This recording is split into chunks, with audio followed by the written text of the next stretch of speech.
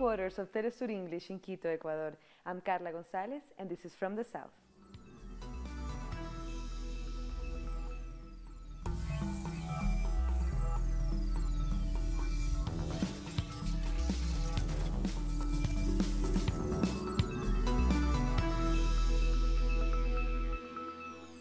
A court in the Brazilian city of Porto Alegre has denied the appeal submitted by former President Lula da Silva's defense team.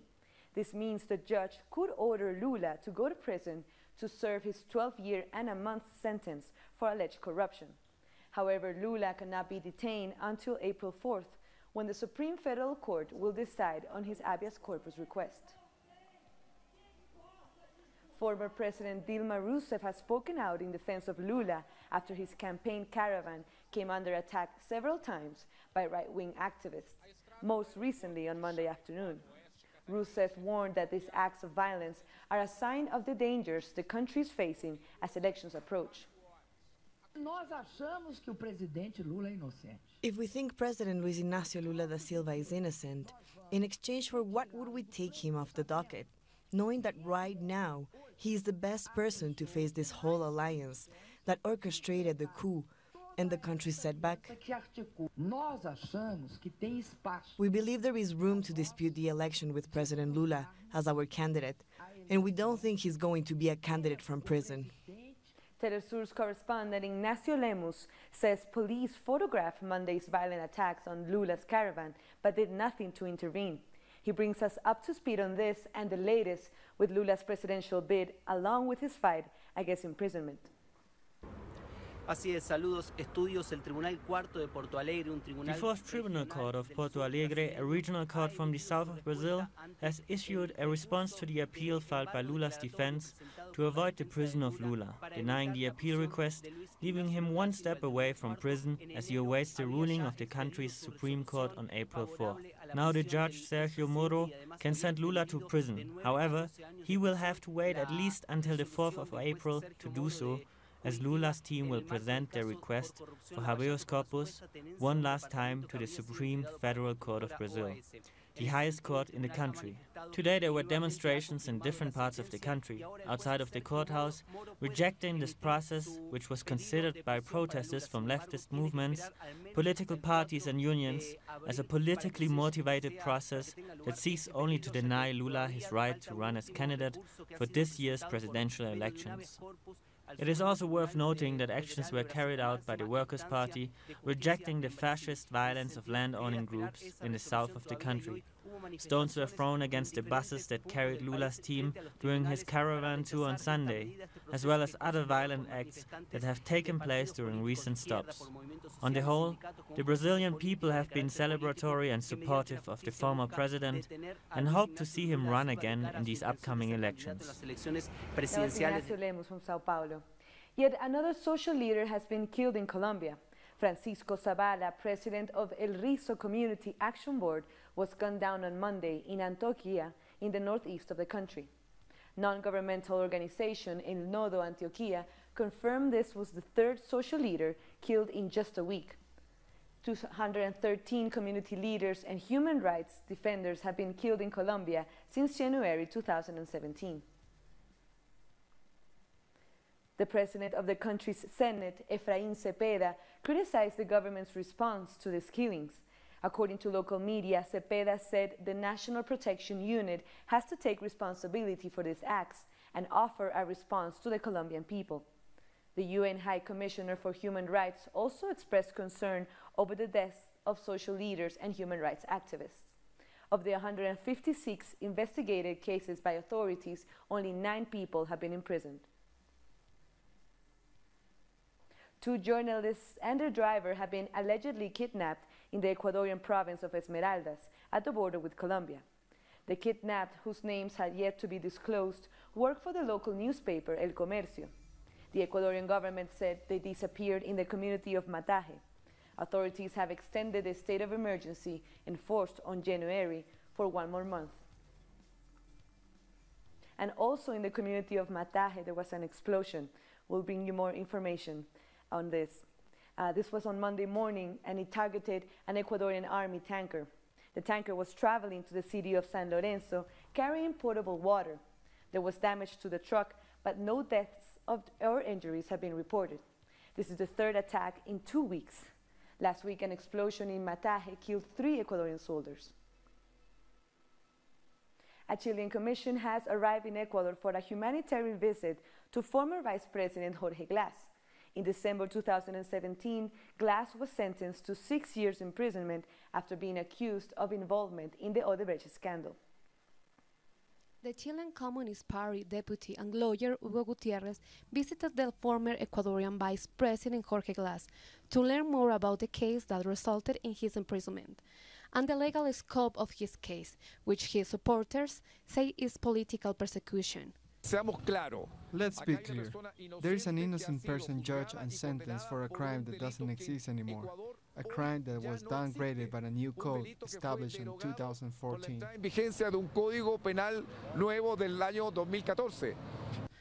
The Chilean lawyer Rubén Jerez also joined the visit. Both Chilean lawyers were calling for an official inquiry into the legality of the case. The 2 Chilean lawyers are known for their humanitarian work. The problem here is that Jorge Glass was sentenced for something that doesn't exist in the actual penal code, now called Integral Organic Penal Code.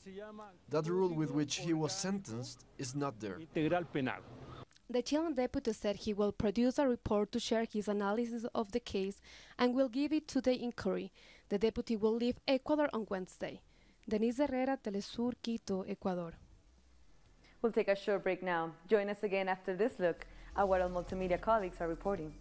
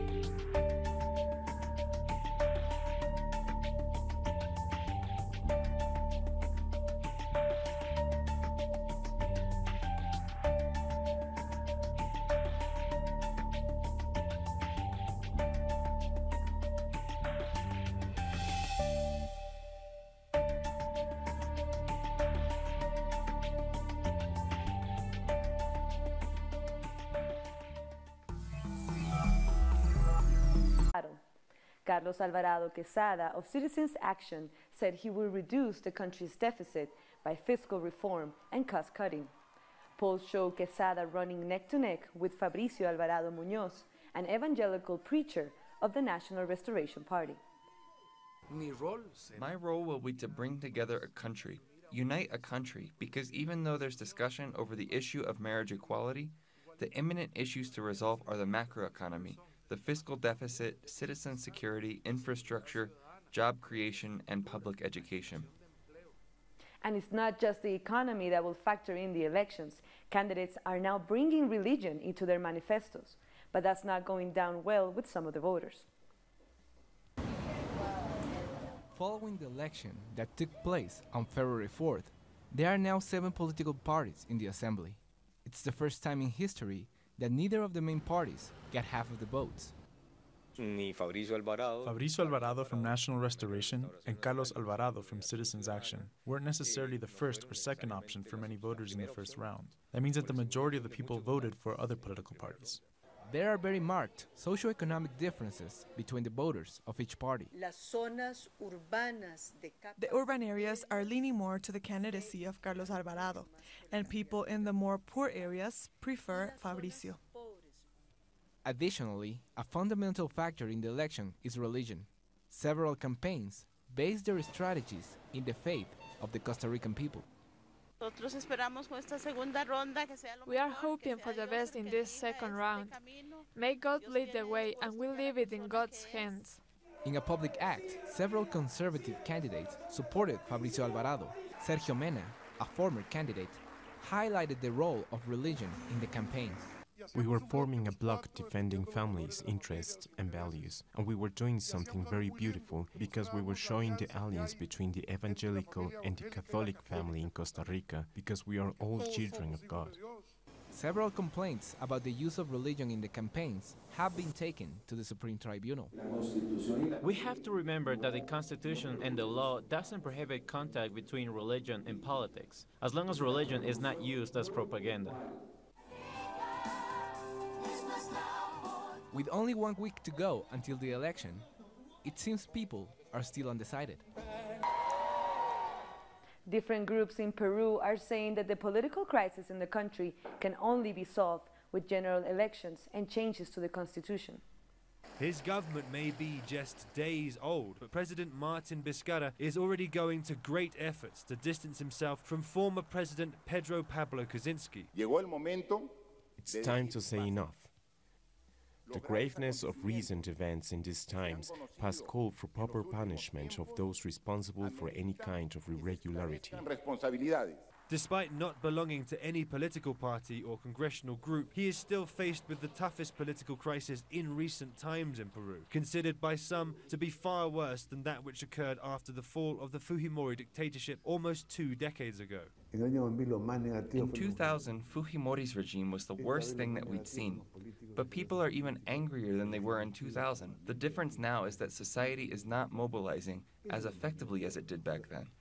In the midst of this political crisis, progressive elements are demanding Vizcarra's government call for general elections and the immediate reform of the constitution.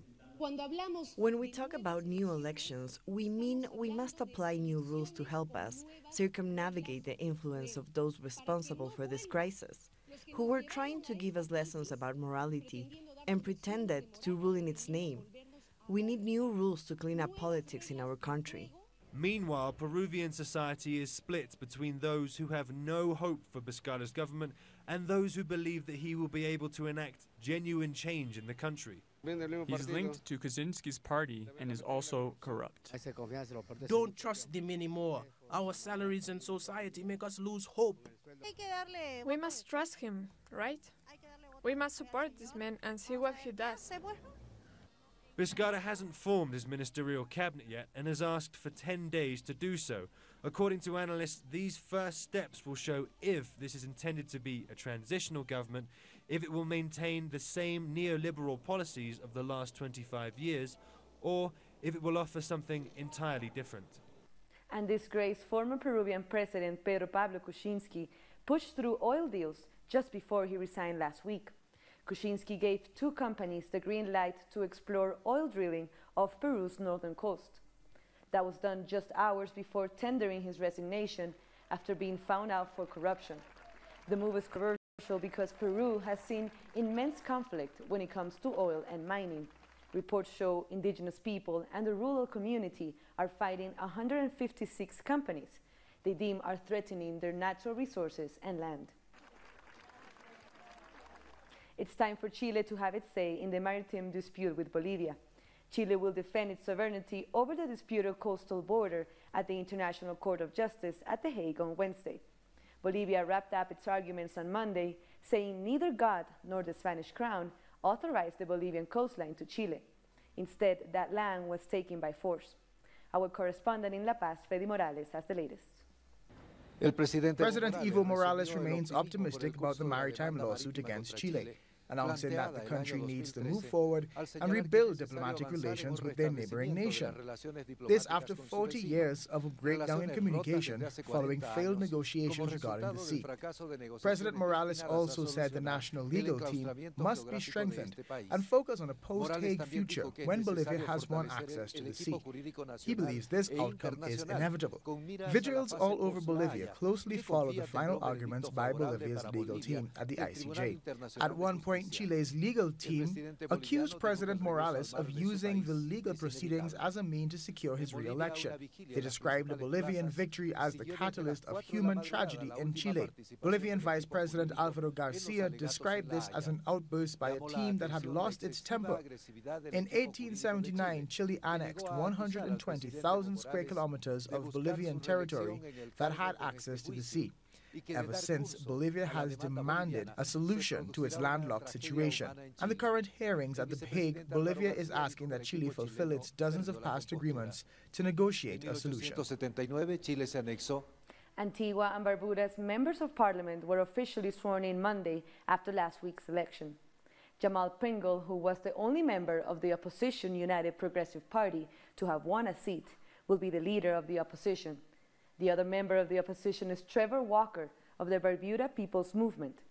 Earlier, Prime Minister Brown had harsh words for Colin James, the ABLP politician who lost the constituency of All Saints East and St. Luke for the second consecutive time.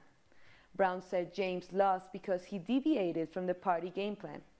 The Speaker of the House, Sir Gerald Watt, had some words of wisdom for the new opposition leader, Pringle. It's going to be a mammoth effort to bring your party back into contention. You may not wish to hear any advice from me, but I'll simply say this to you. The noise around you is going to be deafening. But let me just suggest to you, as one who has been in the political field, have retired, and am now in another aspect of the parliamentary democracy. The loudest voices that you hear are not always or necessarily the wisest. A top-level European Union delegation will visit Antigua and Barbuda this week. After a courtesy call to Prime Minister Brown on Tuesday, they will head to Barbuda. The aim? A first-hand assessment of rebuilding efforts following Hurricane Irma. The European Union donated $5 million to reconstruct resilient homes after the hurricane devastated the island. We'll take another short break. Join us again after another look at what our multimedia team is reporting.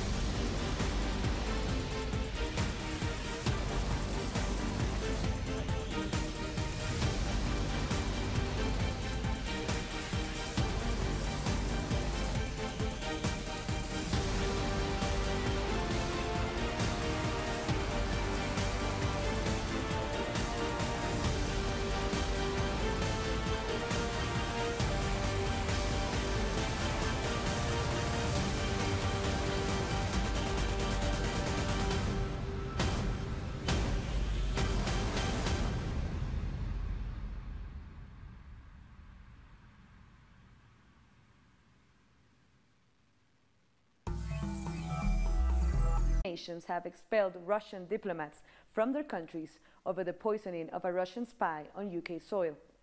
So far, more than 130 diplomats from Britain, France, Germany, Poland, and the United States, among others, have expelled Russian intelligence envoys.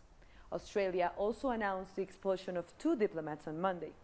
Russia has declared this action to be a provocative gesture from Britain and its friends and consistently denies all allegations of wrongdoing. There are rumors that the North Korean leader Kim Jong-un secretly visited China on Monday. A diplomatic North Korean train with high security was sighted in Beijing.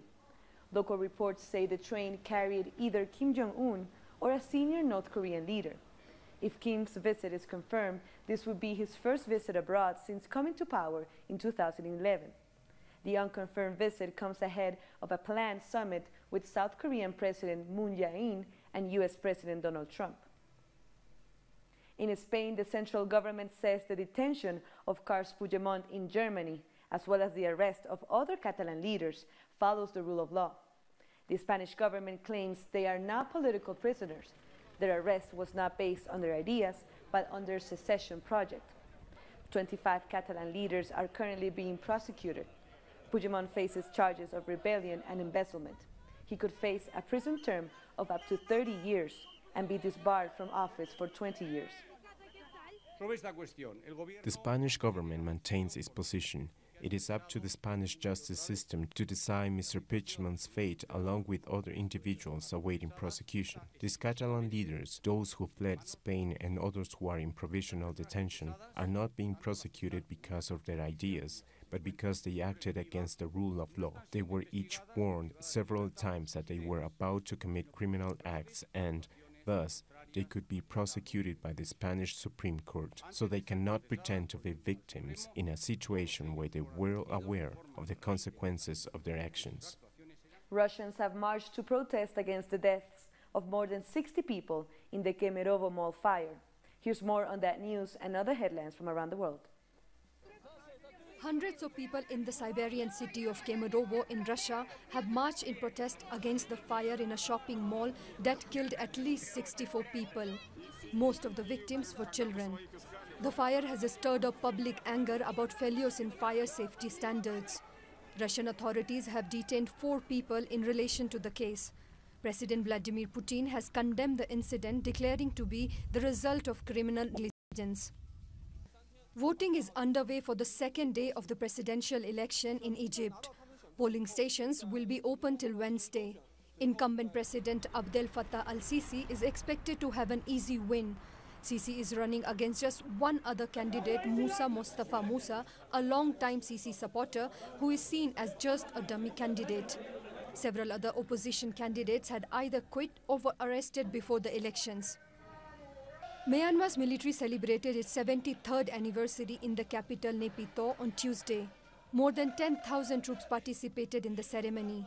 During the event, the army chief defended the military, which has been criticized for its crackdown on Myanmar's ethnic Rohingyas. In democracy, although it has the standards of freedom of speech and press, it needs to be ethical and follow the rules with responsibility. Discipline and rules are a roadmap for development. Malaysia's government has proposed an anti-fake news bill. It seeks to punish offenders with a jail term of up to 10 years and a fine up to $130,000. The bill will also cover media outlets and foreigners outside the country. Critics say this is an attempt to silence dissent ahead of general election.